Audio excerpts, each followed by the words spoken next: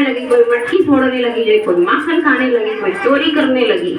मतलब उनमें कृष्णमय भाव हो गया कि कृष्ण मेरे अंदर है, मैं कृष्ण हूँ। जब इस तरह का पागलपन हो गया, कहते भगवान तभी मिलते जब पागल हो जाते। तो राधा रानी ने ऊपर से देखा कि बेचारी बहुत विलाप। अब उन्होंने भी मान कर लिया कृष्ण मेरा है, जानबूझ के लीला के अंतर्गत कभी मान नहीं हुआ। तो वो नीचे आ गई। नीचे आके फिर उन्होंने गोपियों को समझाया और गोपी गीत गाया, गा के फिर भगवान कृष्ण प्रकट हुए। जितनी गोपियां थी उतने कृष्ण बन गए और खूब रास हुई। कैसे हुई? 5 इंद्रिया, 6वीं जुली निशा सब खत्म हो गई। और ये जो आज का है कि भगवान से, लड्डू गोपाल से शादी कर लेती हैं और वृंदावन चली जाती हैं, है ना? तो ऐसे थोड़ी भगवान उन्हें लावारिस छोड़ेंगे, कोई ना कोई अपना अंश पुरुष रूप में जरूर देंगे, क्योंकि स्त्री के लिए पुरुष जरूरी है। प्रेम से बड़ी कोई भक्ति नहीं है। ये जो अपनी पूजा करवाने वाली, जो हम फलाने के भक्त हैं, हम ढिमके के भक्त हैं, ये संसार में ही रहते हो तुम।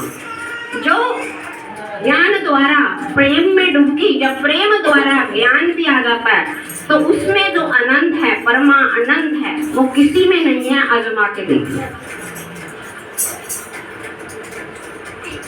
तो प्रभु क्या कहते हैं? भाव का भूखा में भाव एक सार है, भाव से मुझको बजे तो भाव से बेड़ा पार है।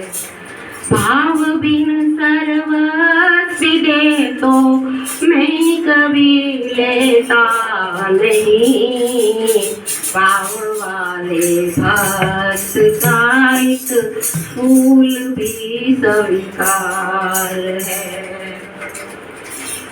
लास्ट में भगवान कहते हैं, इस भजन में मैं ज्यादा नहीं सुनाऊंगी।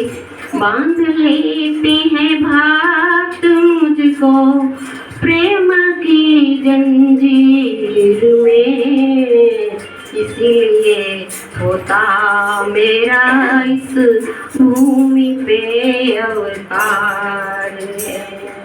जितनी भी गोपियां हैं, जितनी भी भक्ति हैं, जितनी ही माँ की भक्त हैं, जितनी भी कृष्ण की भक्त हैं, जितनी भी राधा कृष्ण की भक्त हैं, अब ये समय है कि बस उन्हें पुकारो। उनके साथ तीनों शक्तियां आएंगी, महाकाली, माँ सरस्वती, महालक्ष्मी, तीनों उनके साथ आएंगी। सबको दर्शन होंगे, तीनों अपने अपने कर्म करेंगे। इस टाइम गोपियों का एक ही भाव होना चाहिए, प्रभु आ जाओ, हरि आ जाओ, प्रभु आ